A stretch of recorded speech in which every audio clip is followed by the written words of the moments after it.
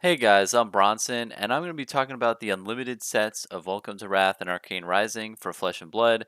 I'm going to be telling you where we're currently at in the life cycle of Flesh and Blood, the timeline, what's happened. So when this video gets dated, eventually it'll at least have some purpose. So where we're at is Flesh and Blood first got released in, early 2020, 2019, somewhere around that time frame. But the product sold well, and the reason why it was sold out come, June, July 2020 was because of the short print run. There was not enough supply in the market to sustain everyone's need for the cards. So in August, what is it? Legend Story Studios released a article on the Flesh and Blood website that said, "Hey, there's a lot more people coming to the game. We sold out, and now we're making an unlimited product," and that's what this article is here. So this is where I'm going to start off.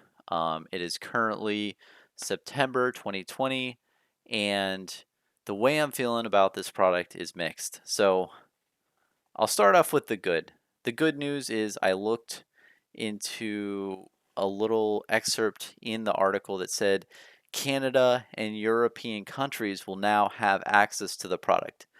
So that's huge. Like, you don't know what's going to happen with those two countries. This thing could really take off where they're at, and it could explode and boom there to make the game even more popular. It's just something out there, but that is a good sign. It's good that they're going into different markets and penetrating out into different countries. That's good. I'm happy and I'm excited for that. The problem though is that the unlimited symbol on the cards scares me. Like, I feel like the big reason why the Welcome to Wrath and Arcane Rising first edition print run boxes sold very well is because they had the first edition on the box. So people who were investors gobbled it up because they're like, okay, I know what first edition means. I know it's going to be valuable. I know I don't have to wait too long. This is going to be easy money. I'm going to grab it. I'm going to hold on to it here for 1 year and then dump it and make like double or triple my money. So I personally think that there are a lot of people like that who were investing in the product, and not even for sealed product, even just to buy the box and then sell the cards. There's a huge market for it, and the card values were just insane.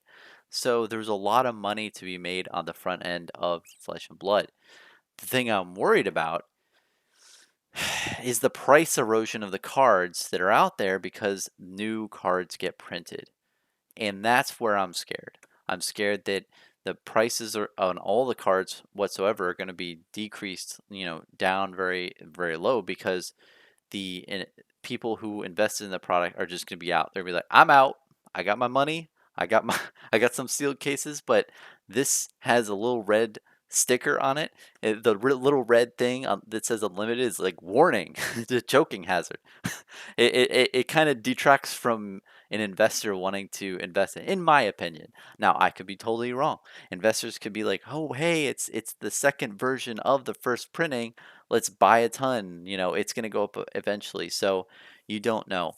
One thing I've been hearing a lot is people want to buy this product to play with the cards, and that's cool. So, it seems like the general public opinion, and I believe that it was designed this way, was for the original print run cards to be collected. So you put them in your binder, you keep them safe, and you keep them to the side.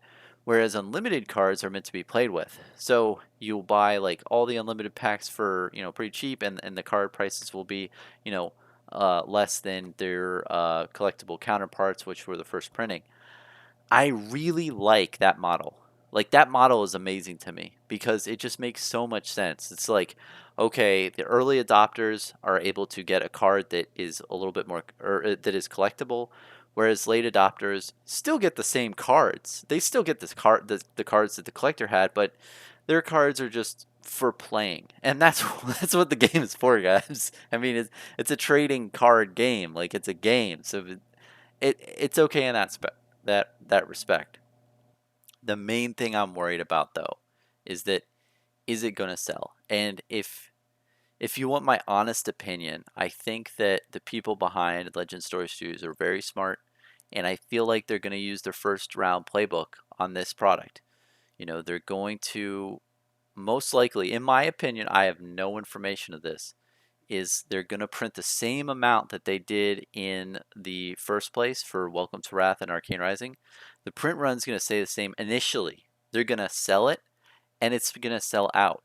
And then once it sells out, then they're going to get more product.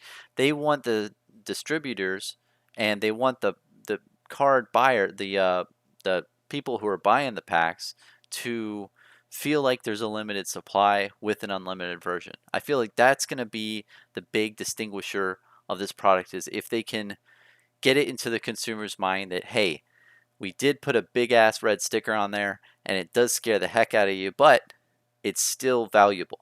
That's the key. Is it still valuable? And I'm going to pivot on to another topic of, let's say you're like me and you love this game and you love this product and you want to buy more of the Welcome to Wrath or Arcane Rising or Crucible of War. But right now the prices are a little high and you're kind of wondering what to do. What I think is a really great quote is you buy on the cannons, you sell on the bells. And what that means is you buy low, sell high. It's the oldest trick in the book. So what I'm looking forward to in I'm I'm kind of hoping for a greedy aspect for me because I know I can get really good deals. If Unlimited comes out and it just tanks the product, like everyone's fire selling their cards, like, oh, it's worthless, then I'm gonna be buying this stuff up. I will buy your cards. Like you put it on eBay for a good price, bulk, I'm gonna buy that bulk. Uh, but if it doesn't do that and the prices are, the same or better, then I'm not going to have that opportunity. So that is a good point at the end is that if things go down, there is a good opportunity of buying. Now, will this game go into perpetuity? That is a question you're going to have to answer yourself. Do I think that this game is going to go long term? Yes. I firmly believe that it's going to stand the test of time and it's going to be that new classic TCG. But again, this let me add a huge disclaimer at the end. This is just for entertainment purposes. I don't know what's gonna happen. This is just me guessing. This is using my mind and trying to think of the long game here. So that's my thoughts. Uh, it's gonna be really interesting to see what happens, and looking forward to the future. Have a good one.